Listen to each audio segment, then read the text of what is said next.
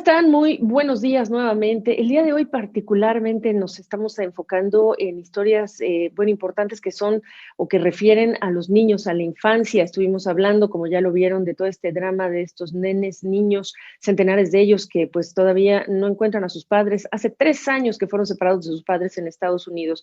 Bueno, en México también hay otro drama, un drama agudo, grave, difícil de comprender, es complejo y que también tiene afectaciones sobre centenares de niños y de padres de familia.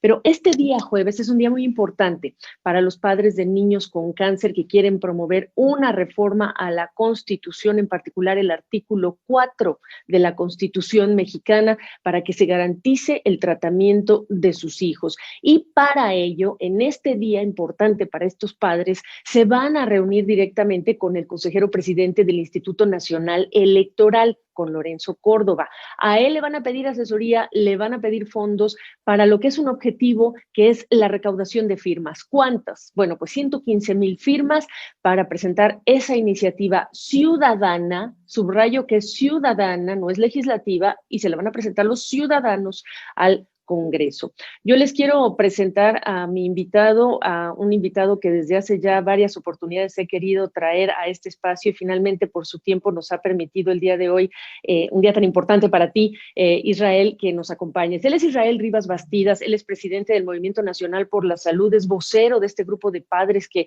han mantenido una lucha de mucha dignidad, y muy también apoyados por nosotros los medios de comunicación, pues para exigirlos que se haga cumplir el derecho de sus hijos a la salud. Israel es padre de Dana y yo no platico más de Dana, te permito a ti, padre de familia, que nos platiques de Dana y cómo estás. Tú eres de Chiapas y por esta situación te has tenido que mudar a la Ciudad de México. Adelante. Gabriela, muy buenos días, gracias por esta invitación. Para nosotros es muy importante que nos visibilicen para sensibilizar sobre este grave tema que está sucediendo en México. Son los niños con cáncer o los niños que padecen alguna enfermedad oncológica. Y sí, como bien dices, nosotros somos de Chiapas, vivíamos en Chiapas, somos de la Ciudad de México, teníamos muchos años viviendo allá y tuvimos que emigrar, somos desplazados, literalmente como se desplazan las familias por un conflicto armado, como se desplazan por un asunto político, las personas que tienen que huir. Así nosotros tuvimos que huir desplazados para la atención de mi niña en ese entonces de 3 años a la Ciudad de México. Llegamos aquí con lo opuesto. Yo llegué en un vuelo de Tuxtla Gutiérrez a la Ciudad de México y de ahí al aeropuerto con Dana grave, lo recuerdo muy bien, un 2 de febrero del 2018, porque justamente los servicios médicos en Chiapas, uno de los estados más pobres del país, pues no eran lo suficientemente buenos para poder Dana recibir una atención de calidad allá en el estado. No lo habían advertido algunos médicos que los hospitales no tenían la suficiencia en los tratamientos, ni siquiera había sangre, había que conseguirle. Dana necesitaba una transfusión urgentemente de sangre y un aspirado de médula para detectar justamente el problema. Eso tardaba aproximadamente más de una semana en Tuxtla Gutiérrez en hacerse, entonces decidimos tomar un avión. Y así nos la pasamos más de 3 meses, tardamos en regresar a San Cristóbal, bueno, yo tardé en regresar a la ciudad donde vivíamos, a arreglar cosas, a traer ropa, etcétera, ¿no? Literalmente es un desplazamiento. No soy el único, ¿eh? Hay mucha gente que está en esta situación, hay gente que llega, nosotros tuvimos un techo afortunadamente donde vivir, hay gente que se queda fuera del hospital en cartones, porque a veces los albergues se saturan para este tipo de situaciones. La verdad es que es un problema muy complejo el tener un hijo o una hija con cáncer, es una situación devastadora. ¿Y por qué lo digo así? Inclusive la clasificación de enfermedades desde el punto de vista del daño que producen más allá del físico está clasificado así. Hay un fondo que se llama Fondo de Gastos Catastróficos porque son enfermedades catastróficas, causan una catástrofe no solamente en la salud, sino en el impacto económico, en el impacto psicoemocional de las familias que vivimos esta situación tan trágica. Entonces llegamos ¿Cómo en el está? Perdóname. No. ¿Y ¿sí? llegaron? Llegamos en el 2018 y bueno, nos dimos cuenta de algo muy importante, que el cáncer infantil es profundamente salvable. Es decir, es de los cánceres en la que las tasas de sobrevivencia son muchas. Llegamos con una angustia. Cuando te dan la noticia, tú asocias cáncer con muerte, y no es cierto. Esto es la realidad es que a mí me pareció al principio hasta muy aventurado lo que me dijo el doctor Dedan, el doctor Luis Enrique Juárez, a quien pues ha sido una luz y un ángel en el camino, y nos dijo, si tú sigues el tratamiento como debe de ser, yo voy a salvar a tu hija. O sea, tal vez me vio una cara tan angustiada, mi esposa y a mí, cuando nos dieron la noticia, que a mí me sorprendió y dije, yo creo que me lo está diciendo porque para hacerme sentir bien. Pero después con el tiempo me doy cuenta que no. Cuando haces estos lazos familiares con los demás padres y te das cuenta que pues uno ya va en la semana 80 y tú estás empezando y te echan ánimos, va a ver que va a estar bien, sí va a tener problemas, pero sí se puede, miren, hijo. Y después cuando ven que toca la campana el niño y que se recupera y que va bien, cuando de repente pasas por los pasillos y te dice el doctor, mira, ese que viene ahí con un niño fue mi paciente y viene a revisión. Qué desgraciado, ahora viene hasta con hijos, imagínate. Entonces eso es un gran aliciente de decir que sí se puede. Depende de muchas cosas, de un diagnóstico a tiempo, correcto, de tener todo lo que tiene este hospital, el infantil, el Federico Gómez, ¿no? Que es uno de los mejores hospitales de México, que no lo tienen los hospitales de provincia, desafortunadamente. Entonces es un drama. Desafortunadamente, Gabriela, pues a este drama se le suma o se le sumó el drama de la ausencia de medicamentos, que Claro. comenzó justamente en el 2018, octubre del 2018. Hoy hacemos 721 días desde que comenzó el desabasto. O esta intermitencia. Alguien me decía, es que sí les están poniendo los medicamentos. Y ahí está la trampa del desabasto, justamente. Los medicamentos oncológicos, en el caso de mi hija, la leucemia, pues no lleva un medicamento, llevan muchos medicamentos. A veces no al mismo tiempo, pero sí, a veces sí, 4 o 5 en la misma semana. Y es un protocolo, a mí me lo dan y me dice, señor Israel, me dijo el doctor, este es el protocolo, usted es coadyuvante en él, por eso se lo estamos dando desde el primer día. Entonces yo ya sé, en los casi 2 años y medio de tratamiento, 3, qué es lo que le van a poner cada semana. Y la trampa está ahí, si le tocaba metrotexato en la semana 15, con una combinación de citarabina y tal vez bien Cristina, y no hay citarabina, pues se lo brincan. O no hay metrotexato, se lo brincan y le ponen otra cosa. Y el alterar en los protocolos médicos es donde incide en la recuperación de estos niños.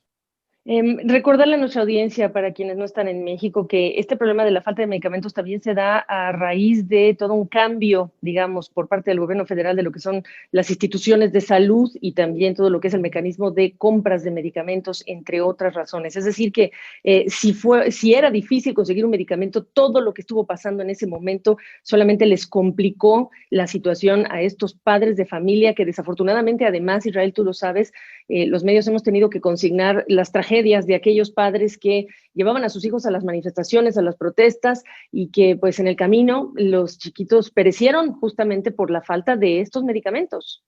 Así es. Comienzo a contarte la parte más emotiva. Una de ellas, Mariana, que nos acompañó a las primeras protestas en 2018 y 2019 y que ya no está con nosotros, ¿no? Ángel es otro niño que pues ahora es literalmente un ángel, y te puedo decir muchos nombres de los que iban a las protestas y ya no están. Según AMANC, ha habido más de 1,680 niños ya fallecidos por el desabasto, por el tema del desabasto.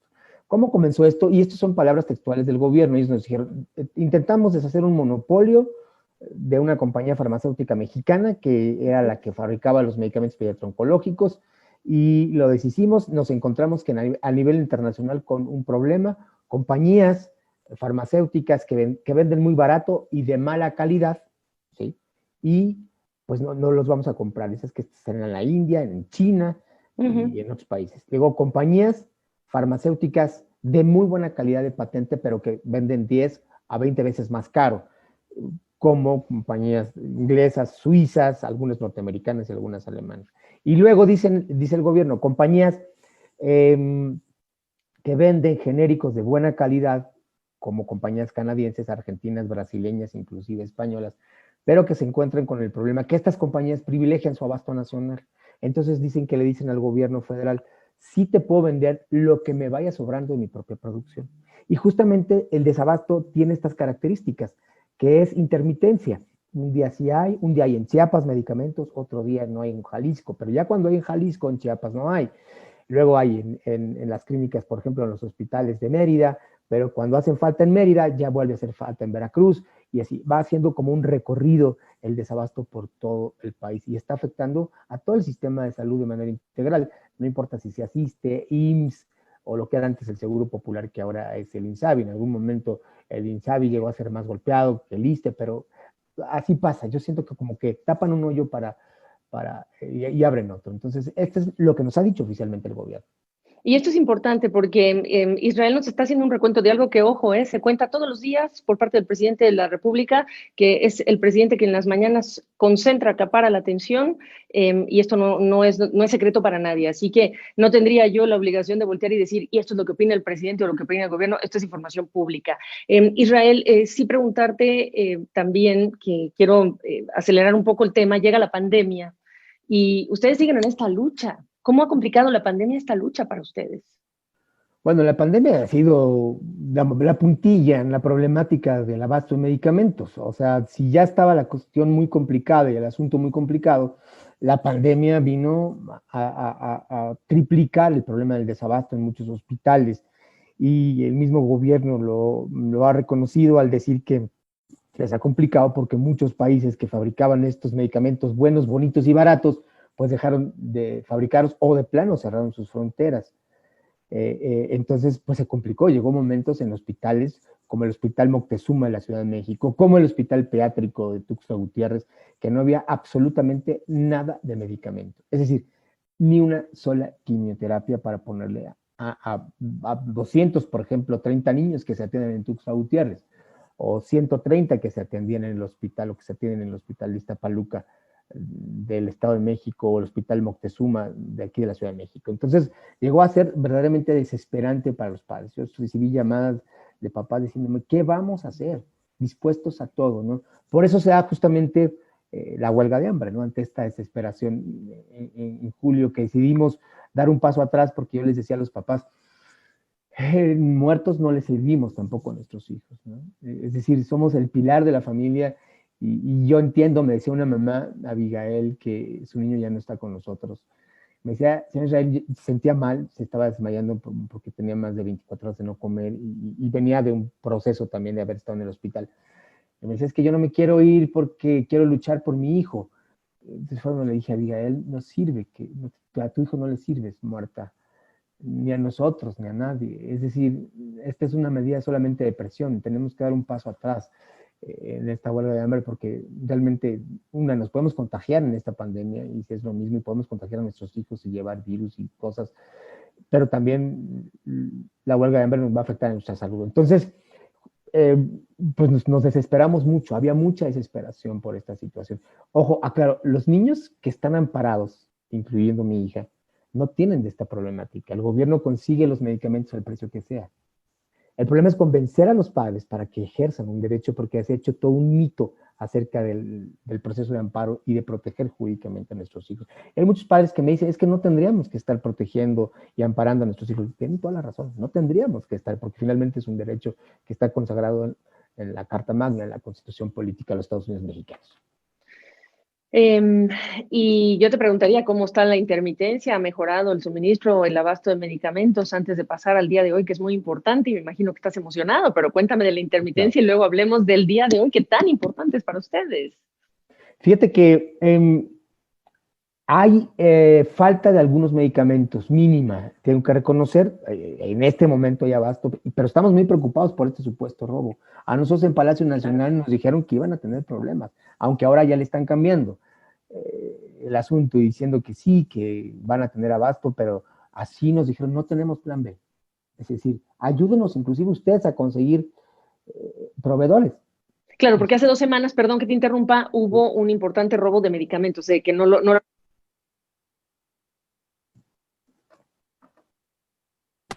Claro, se robaron 40,000 medicamentos. Sí. Que a nosotros se nos hizo algo totalmente inverosímil, increíble. O sea, no creímos justamente en esto. Entonces, vaya, sabemos que si no se consiguen estos medicamentos, va a haber un gran desabasto. como ocurrió en el 2019, ¿no? Perdón, en 2020, comenzamos el 2020 con 0 medicamentos en la mayoría de los hospitales del país. Y se los dijimos, van a causar una problemática social muy grande. ¿Qué vamos a hacer con eso? Pero pues la moneda está en el aire, ¿no? Y justamente, hablando de ese tema, nosotros creímos que salir a protestar a las calles, que los amparos eran una situación necesaria, que la comunicación también, pero quisimos ir más allá en la solución de los problemas. Es decir, también como papás, porque también somos ciudadanos, ser mucho más propositivos en el asunto del tema y proteger no solo a nuestros hijos que están en tratamiento, sino a los 7,000 casos que se detectan al año por, por, por los nuevos casos de cáncer infantil. Y se nos ocurrió una idea, ¿por qué no hacemos una reforma que proteja a nuestros hijos?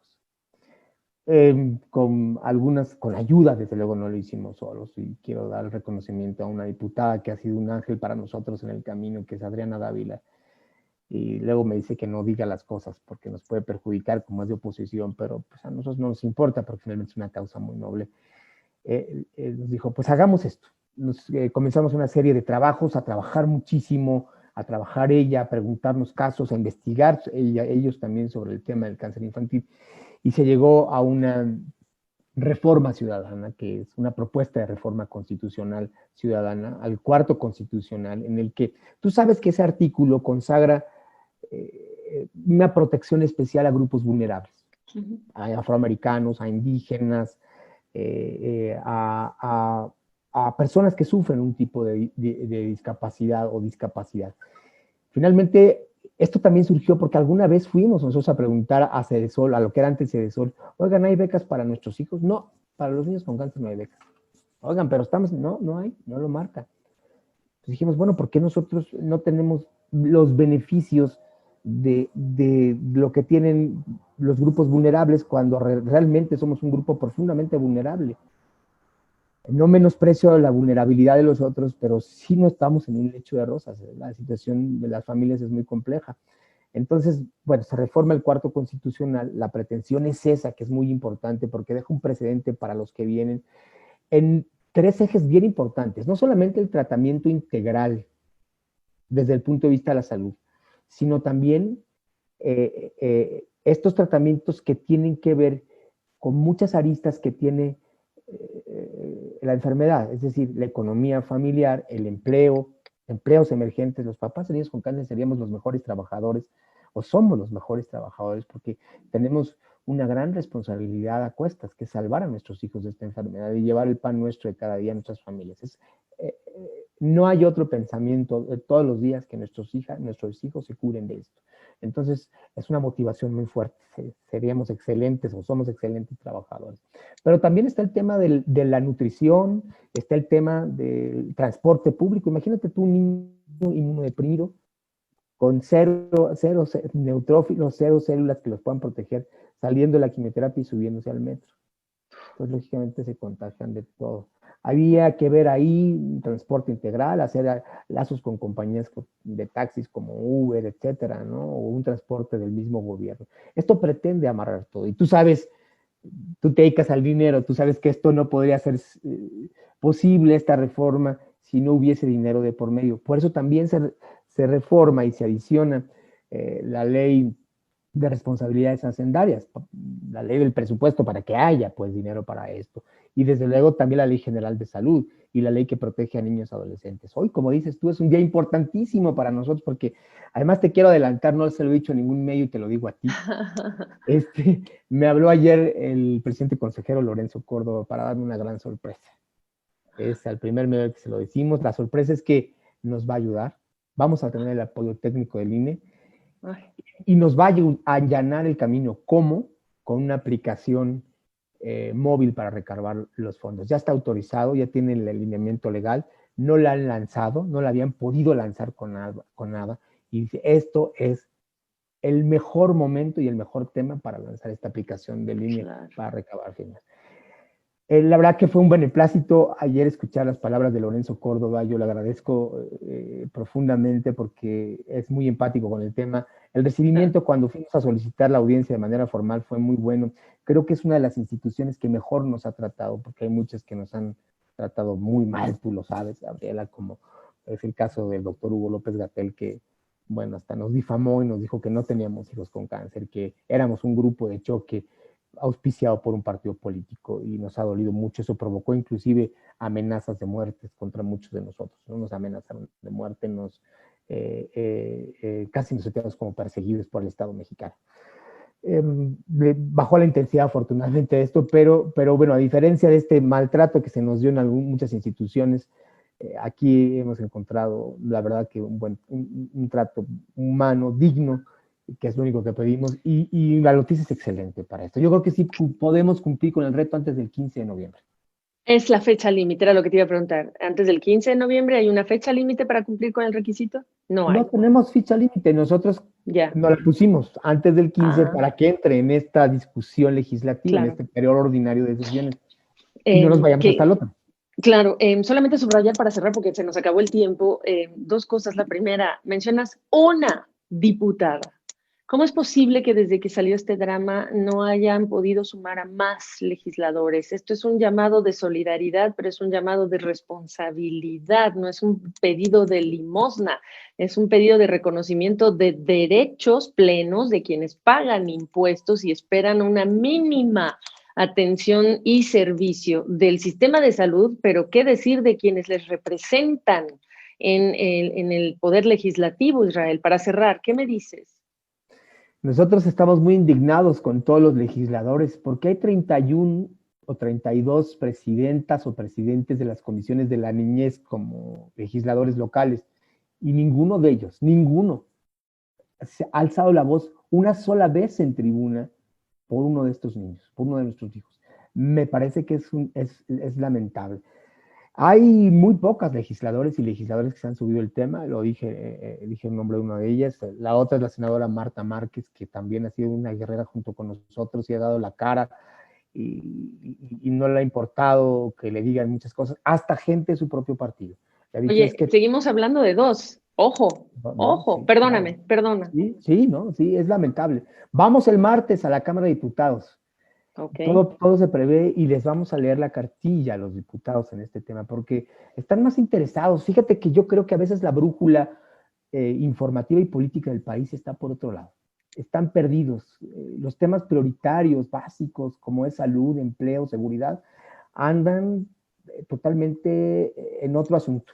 Muchos también, y hablo de general de las fuerzas políticas de este país, no solamente el partido gobernante y dominante el día de hoy, también la oposición anda perdida, la brújula anda perdida, ¿no? Y retomo las palabras justamente textuales de la maestra Gabriela Barkentin, que lo dijo al aire una vez, hablando justamente del tema, ¿no? La brújula política de este país está perdida cuando las prioridades deberían ser totalmente distintas, ¿no? Absolutamente. Oye, pues emocionados por ti, agradecidos por la noticia que nos están dando, porque pues ya hoy vas con una certeza, con otros pies, caminas con otro peso distinto en el ánimo. Mandarte a ti un abrazo, nuestro reconocimiento por esta lucha que estás haciendo, además en nombre de padres de futuras generaciones que desafortunadamente van a caer o van a sufrir esto que es un viacrucis, pero que ustedes lo han llevado con una enorme dignidad. Y preguntarte para cerrar cómo sigue Dana, cómo está Dana, le mandamos un abrazo. Gracias, Gabriela. Fíjate que justamente es el ejemplo de que sí se puede. Dana va en la semana 113 de 120, está a muy poco de terminar su tratamiento oncológico. Ella es una niña muy fuerte, es realmente eh, un ejemplo a seguir para muchos porque dio la batalla de manera increíble y nosotros tenemos la certeza de que seguirá bien. Esto prueba de que pues, el cáncer infantil es profundamente curable, es real, se cura. Hay países, ya por último te quiero decir que tienen, y eso es un beneplácito, han alcanzado en la leucemia linfoblástica aguda de riesgo habitual el 100% de tasa de sobrevivencia. Ellos son Nueva Zelanda y Uruguay. Entonces, los países escandinavos andan en el 95, Canadá anda en el 95. Es decir, sí se puede. Y ese es el mensaje que les mandamos a todos los padres de México. Sí se puede. Y a todas las personas, no como dice el gobierno que que el cáncer es muy caro en invertir, la tasa de sobrevivencia muy poca. Nos lo dijo el secretario de Salud, que había un grupo cercano al presidente que le había dicho que no invirtiera en cáncer por eso. Nos lo dijo a 21 padres. Entonces, si hay esto sí es posible, el cáncer infantil es muy curable, ¿no? Pues camina con mucho orgullo por todo lo que estás describiendo, porque además este es un día muy interesante, muy importante para lo que le sigue en el capítulo de esta lucha en nombre de tantos niños. Te agradezco el tiempo, les deseamos éxitos y este espacio abierto siempre para lo que ustedes quieran compartirnos. Gracias, Gabriela. Ya te vamos a contar cómo nos fue en Cámara de Diputados. Gracias, Éxitos. bueno.